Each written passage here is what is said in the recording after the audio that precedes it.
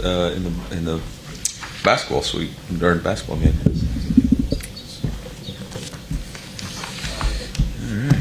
Let Coach make an opening statement, and then we'll take some questions. You guys in the back are good? All right, Coach, go right ahead.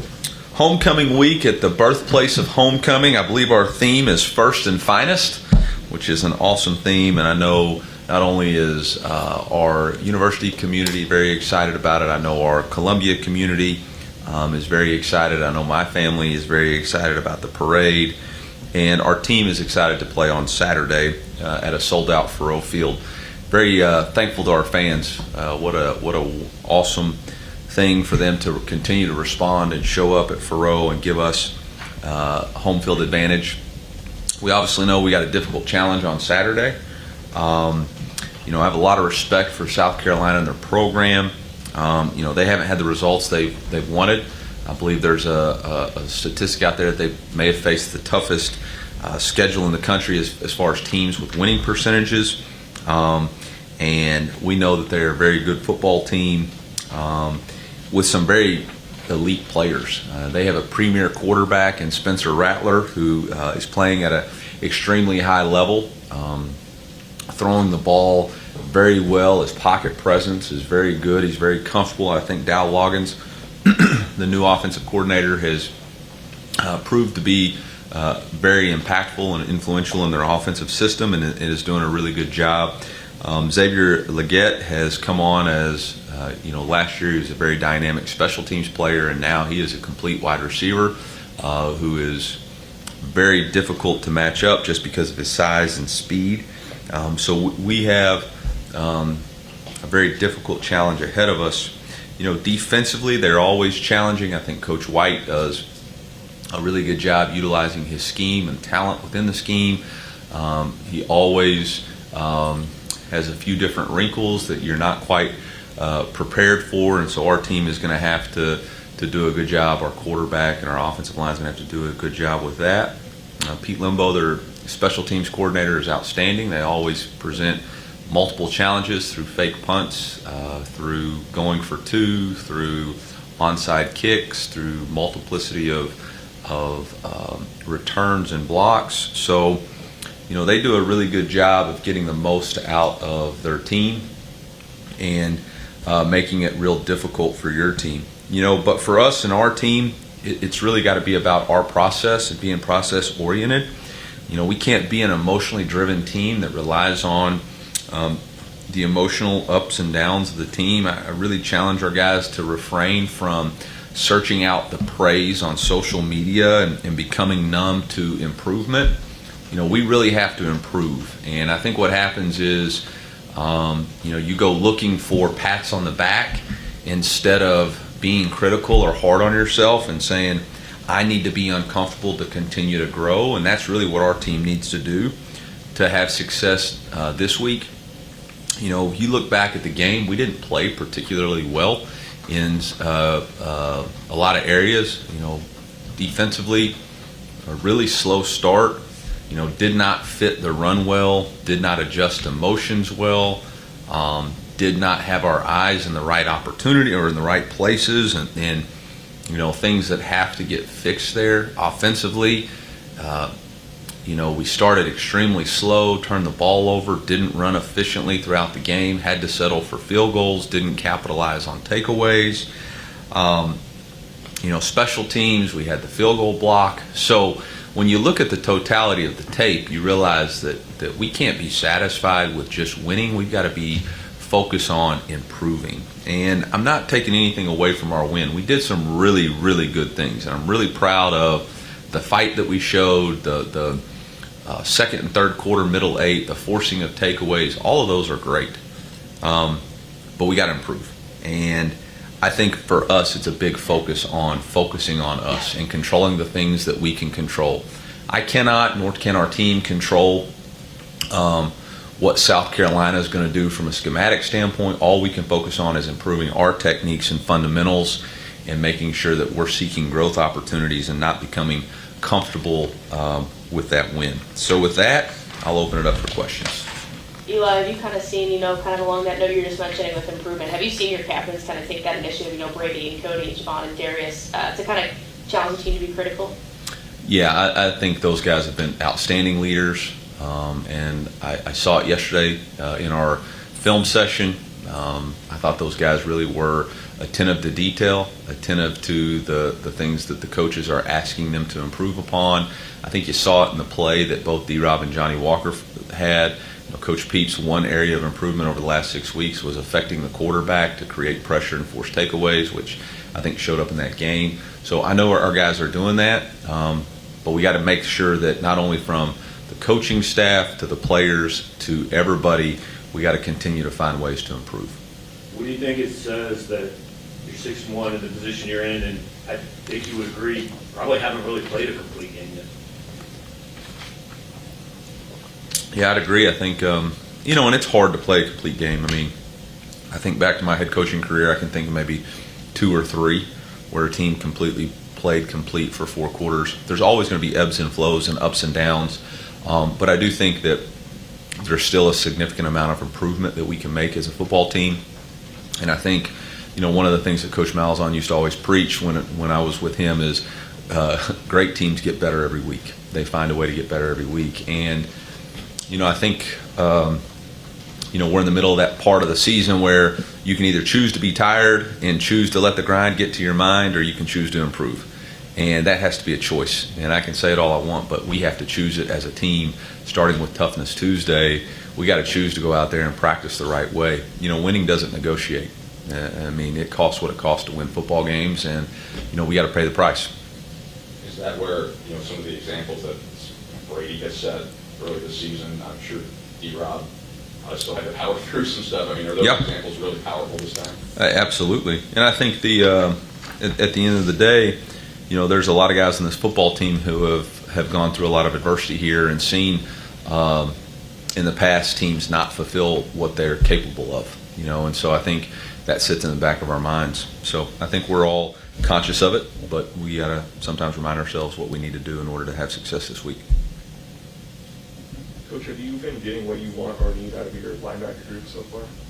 I think we've got a lot of things that we can continue to improve on. I think the reality of it is with our defense that, we're predominantly a single gap defense that has overlap with the safeties and in the star position. So sometimes the gap integrity can get, messed up. I think one of the things that happened in the Kentucky game was they were changing our split flow rules based off who was coming back on the duo play and stuff, and so that was dirtying our eyes up a little bit. We've had some inconsistencies with having to rotate players back and forth with Chad and Chuck and Day. I've been very pleased with Tyron Hopper. I think he's developing into a very consistent, durable will linebacker who's being more effective in the game than maybe he was even last year. I think last year he made some really good plays, but we were blitzing him a lot. Now he's having to play football and playing a complete will linebacker position. So I'm not dissatisfied, but I do know that we all believe that we can play better. With that question, I would like to update. Chad Bailey will be out this week. Just feel like that he's not where he needs to be from a health standpoint, and need to give him a week and hopefully really give him the 2 weeks with the bye coming up to try to get his core injury better. Not feeling like he can play to the level he wants. Ennis Rakestraw will be questionable this week. We'll see what he can do in practice the next 2 days and make a call towards the later part of the week. Cody Schrader would be questionable this week, wasn't able to finish the game with the quad, and I think that's really all I have from an injury update. Last year on homecoming, you said after the Baby game, seeing a packed homecoming crowd makes you fall in love with the university and fan base all over again. Do you expect that to be the same case this Saturday? That's a pretty poetic statement. I'm glad I made it. Yeah, sure, hope so. Coach, we've been talking about third It's down. good to see you. Last time I saw you, you were frustrated outside of a. I appreciate you talking to me outside. Yeah, I'd hate for you to miss your coverage. Yeah. We've been talking about third down defense. First half, guys let Kentucky get 47. Then the second half was 1-7. How you guys have to keep up consistency and bring it up? that third down defense from the second half to this week. Yeah, I mean, I think you hit the nail on the head. I think third downs are going to be a critical juncture in this game for us. I've already challenged both coordinators that we need a really good plan. I think we're both about statistically even on how we offensively what we are, defensively what they allow, offensively what they are, and defensively what we allow. I think one of the issues was we were able to consistently create pressure in the second half, but not have to sell out to zero blitz to try to create the pressure and still create some coverage opportunities for us. And I think also having them in critical down or further down in distances. Our havoc rate was actually what we wanted it to be this week, which is only the second time it happened in the 7 games. So winning first and second down makes third downs a little bit easier. When it comes to plays like the fake punt, I mean, you've spoken to got to be the right situation, right scheme situation. How much of those is also the demeanor and mindset maybe within the program to want to look for those situations and scheme to it, and, for lack of a better phrase, take a chance when you see it? Yeah. I mean, I know I've said this phrase before. I'd heard it a long time ago. We want to attack success. We don't want to fear failure. And, in those situations, you got to be willing to attack it, knowing that you give it your best shot, and sometimes it's going to work, and sometimes it's not, and you're not afraid of whatever the result's going to be. And in that game, in that situation, we know we had scouted the situation, we know we had practiced it well, and we knew we needed a spark, and our guys stepped up and delivered. At this moment in our program, we're going to choose to believe in our players and let those guys go make plays. And if the result's not the result, I'm more than happy to blame myself. And when it is what it is, then we're going to shower those guys with the plays. We're going to attack success here. What do you think of Brett Northleaf in his first start, and how do you see the reps kind of working at that position going forward? I mean, I thought he ended up with career high in targets and career high in receiving yards, and I mean, the only challenge I have for him is he's got to find a way to score on that wide open play. I thought Cody did a nice job trying to play forward and block for him. I don't see a whole lot of deviation from what the plan was Saturday.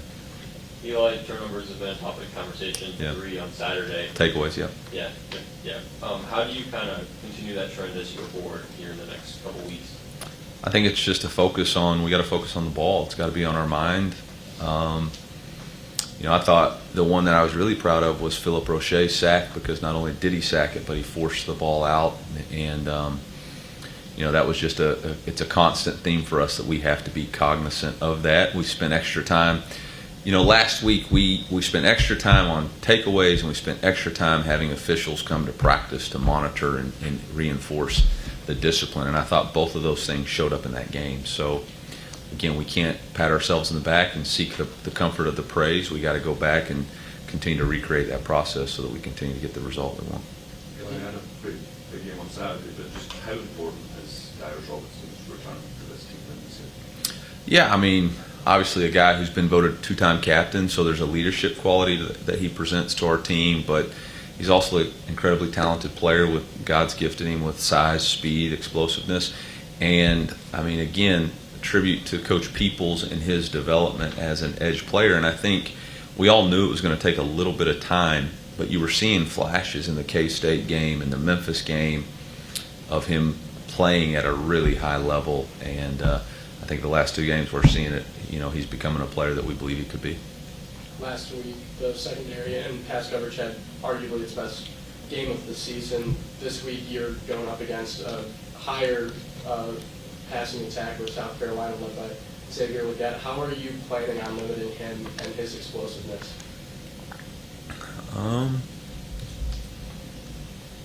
I don't know that there's a specific plan that's going to take shape. That it's not necessarily just a combination of taking him away. You've also got to affect the quarterback. You also have to decide what runs are you willing to give into so that you can create double team opportunities for the wide receivers. When are we going to play the man-to-man and not provide help? I think it's a combination of all those. But, defensively, we kind of set the tone. I think one of Coach Baker's strengths is he kind of sets the tone and makes offenses react to him. So I don't sense that he'll do anything a whole lot different. talking about the secondary, a lot of snaps for Sidney Williams and Trevez Johnson on Saturday. Looking back at the tape, how did you evaluate their performances? Yeah, I think one of the things that we were critical of ourselves of was just not letting our, we have a lot of depth there, and maybe we're playing some players just too much. Not from they weren't getting the job done. It's just sometimes you play better the fresher you are, both mentally and physically. And we really believe in Sidney and Trevez, and both of those guys have been playing a lot at a high level and have been playing multiple positions. So I thought everybody had some good and some bad that they got to take off the tape, but they're proven to be guys that we can trust to put on the field in multiple situations. Eli, I saw the news yesterday that obviously there might be some upgrades coming to some of the athletic facilities. I know that's official yet, but can you just speak to the investment Desiree has made since she's been here and how exciting that's been for Mizzou athletics? Yeah, I think it's a tribute to the board of curators, to Desiree's vision, and then the support of the president. All being in alignment, and look forward to seeing what that will be. When it's revealed. I'm obviously aware of those things, but I'm also in the middle of a season, so I haven't spent a whole lot of time trying to figure that stuff out. I trust our leadership and the vision of what they have, and whenever it's time to reveal it, it'll be like Christmas morning. Eli, with Luke Bauer, how do you handle a kid who loses out on a position battle out of camp where only one guy's going to play? How do you keep him engaged, and what did you see out of Luke, knowing that hey, you might need him even if he wasn't the starter week one? Yeah, I think we have two signs in our team room: improve every day makes us better, and embrace your role, put the team first. And I think those two signs kind of describe exactly what Luke did. Just because you are denied at that moment in time doesn't mean you're denied forever. You got to just go back to the process of working and improving, and when your opportunity is called, you take advantage of it. And I think that's the growth of our football team. It has really shown is that multiple players are doing that with their roles. I'll say this: Luke didn't on Tuesday. Luke didn't punt worth a darn. In fact, we yanked him out, and put Riley in, yanked him out, and put Blake Craig in there, and was trying to challenge everybody. That we've got to be better. But we didn't lose confidence in him, and he didn't lose confidence in himself, and understands that you're going to face trials and tribulations, and you got to be mentally strong, and you got to focus on your technique and fundamentals and deliver in the right moments. And that's what he did. Coach, what's the impact you're starting to see from this group of freshmen? Well, there's a play midway through I think it was the second or third quarter. I think we had six freshmen or 5 freshmen on the field. So I think this class has been very effective. They're made of the right stuff. I've been very impressed with their mentality, whether they're on the show team or getting reps. I think the foundation is really strong, and I think we're clearly identifying guys that we know can help us. Recruiting has shifted so much from balancing how to build a roster with high school transfer and junior college plus your own player retention, and I think we're starting to kind of figure that match out. We knew in this class, whether it wasn't ranked very high because we didn't take a whole lot of high school players, but when you looked at the individual players alone, we knew we had some really, really talented guys, and that's showing up. I think we've played 8 already that aren't going to redshirt, and I anticipate there's probably 3 more that will get that many plays that make it worthwhile, so it's pretty good. Coach, schematically, what does South Carolina do offensively, defensively that you guys had to prepare for? Yeah, offensively their scheme is multiple. It's pro-style offense with a little spread flavor. I think Dow's kind of adopted the best of what he's been around. He's got his NFL background with Adam Gase and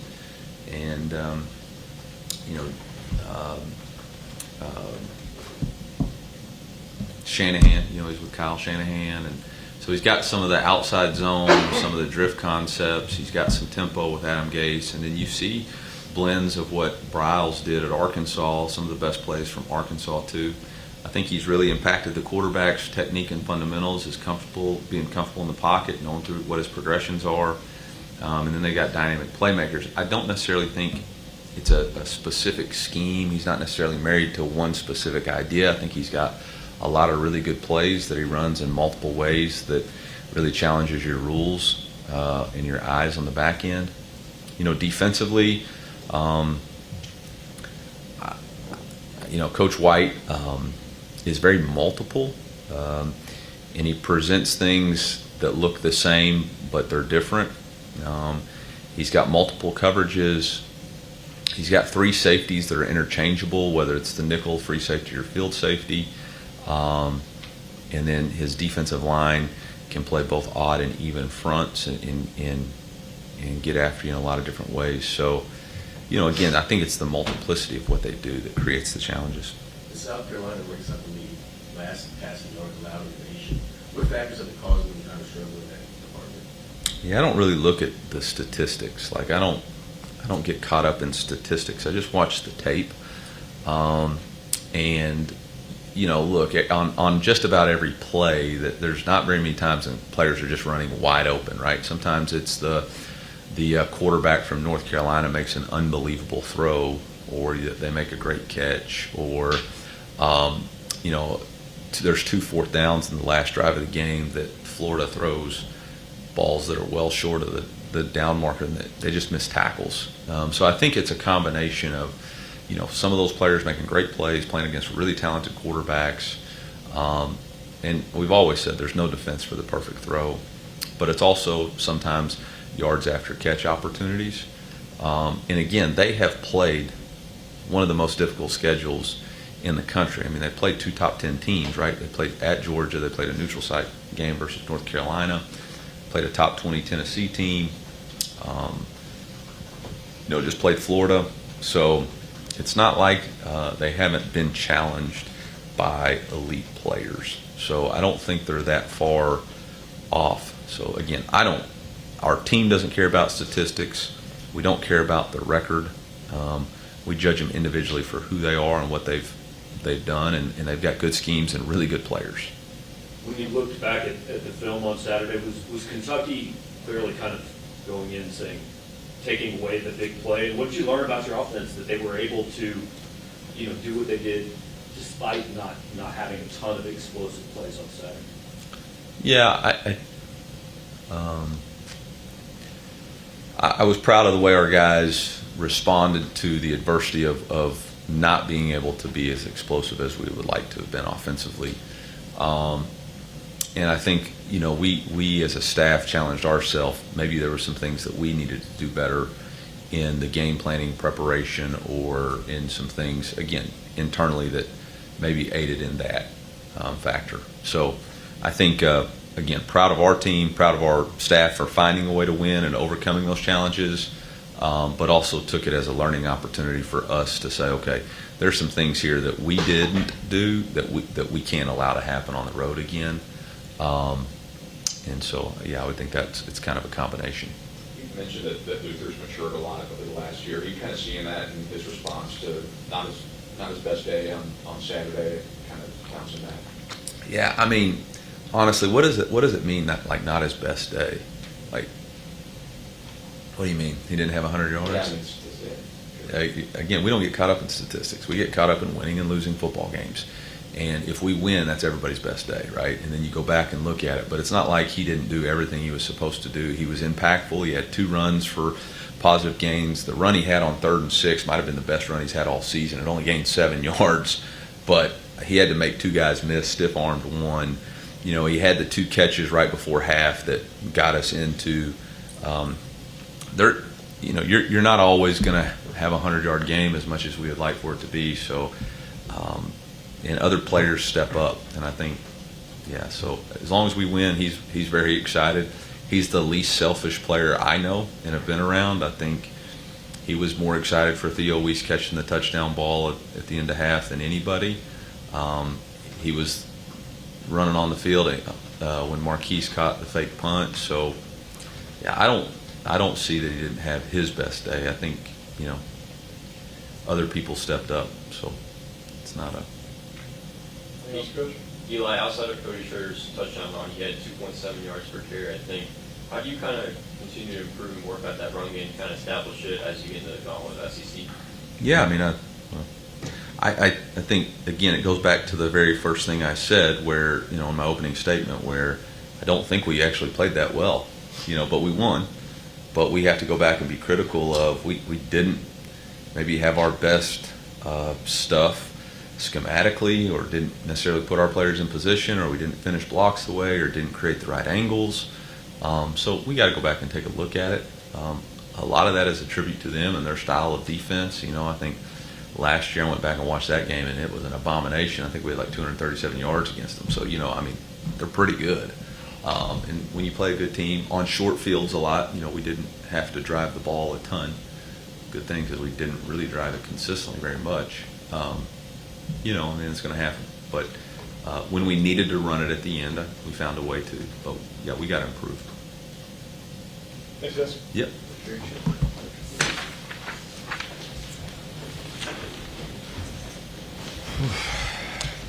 No press conference next week, right? No 9 straight weeks? No bye week press conference? Sorry to miss y'all next week, guys.